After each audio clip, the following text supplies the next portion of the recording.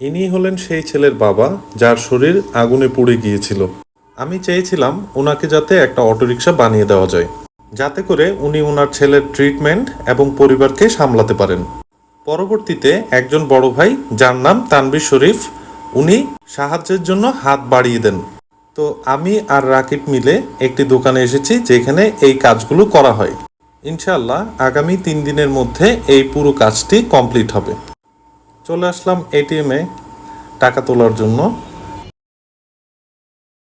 এখন হচ্ছে দোকানদার ভাইকে টাকা বুঝিয়ে দেওয়ার পালা। আমরা অ্যাডভান্স করে দিলাম। পরবর্তী আপডেট ইনশাআল্লাহ আপনাদেরকে দিয়ে দিব, সাথে থাকবেন। ধন্যবাদ সাপোর্ট করার জন্য এবং ধন্যবাদ তানভীর শরীফ ভাইকে। আশা করি ভালো কিছু হবে, আলহামদুলিল্লাহ।